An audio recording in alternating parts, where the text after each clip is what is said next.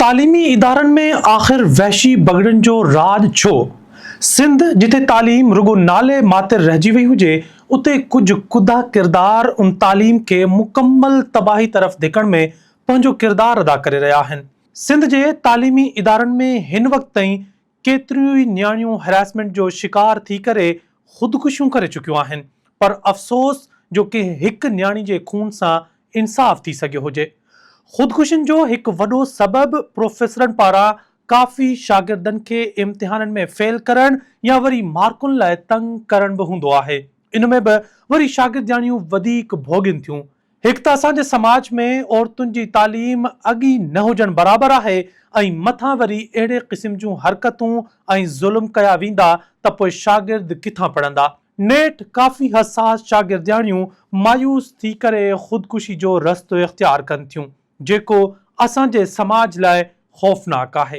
फ़हमीदा लगारी जेका 23 वरनि जी मेडिकल शागिर्दियाणी हुई, गुज़िरियल कुझु महीननि दौरान हिकु प्रोफेसर पारां मुबैना तौरु हिरासा करण ऐं ब्लैकमेलिंग खां पोइ पंहिंजी हयाती ख़तमु करे छॾी। हीउ वाक़ियो हिकु भेरो ॿीहर मुल्क जे आला तालीमी इदारनि में शागिर्दनि खे पेश ईंदड़ घुटियल माहौल खे बेनक़ाब करे थो, ख़ासि तौर ते सिंध में, जिते अहिड़ा इदारा आहिस्ते आहिस्ते शागिर्दनि लाइ गैर महफ़ूज़ जॻहनि तौरु ॾिठा पिया वञनि।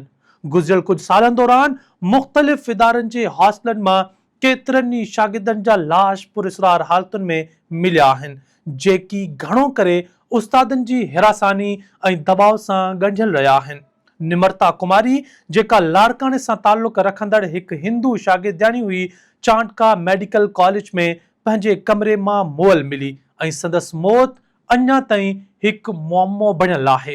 अहिड़ी तरह नौशीन शाह 2021 में पुरअसरार हालतुनि में फ़ौत थी वई, जॾहिं त नादिया अशरफ बाबति रिपोर्ट आहे त हुन बि हिकु प्रोफेसर जी हिरासानी खां तंग थी पंहिंजी हयाती ख़तमु करे छॾी। इहा बि हक़ीक़त आहे त सभई हिरासमेंट जो शिकार थींदड़ शागिर्दियाणियूं पंहिंजे वालिदेन खे इन ख़ौफ़ खां बि न ॿुधाईंदियूं हूंदियूं त उन्हनि जी तालीम हासिल करण वारो ख़्वाबु अधूरो न रहिजी वञे ऐं उन्हनि खे ख़ामोश कराए घर न विहारे छॾिजे। उन्हनि जे घर वारनि जी इज़त ते केरु सवाल न करे, पर सवाल रुगो उन हैरेसमेंट जो शिकार थींदड़ शागिर्दियाणी ते ई छो? सवाल उन उस्ताद जे किरदार ते छो न?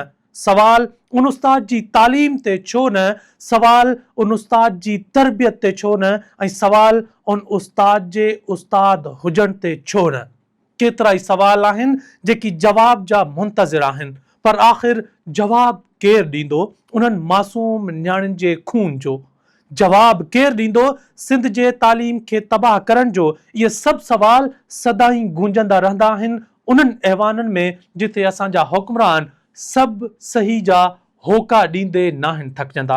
मेहरान यूनिवर्सिटी जामशोरो में हिकु ॿियो ताज़ो हैरेसमेंट जो केस साम्हूं आयो आहे, जंहिं मूजिबि मैथमेटिक्स में एमफिल कंदड़ शागिर्दियाणी सोब ख़ासकेली पारां इहो इल्ज़ाम लॻायो वियो आहे त मैथमेटिक्स शोबे जे assistant professor doctor Kashif Abro खेसि जिन्सी तौरु हिरासा कयो आहे।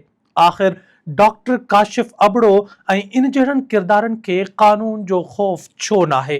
ऐं आख़िर केसि ताईं सोब ख़ासकेली जहिड़ियूं सवें शागिर्दियाणियूं पंहिंजे ख़्वाबनि खे उन ख़ौफ़ मां दफ़न करे छॾींदियूं त को काशिफ अबड़ो उन्हनि जे ख़्वाबनि खे साबियां थियण जे रस्ते में रुकावट बणिजंदो।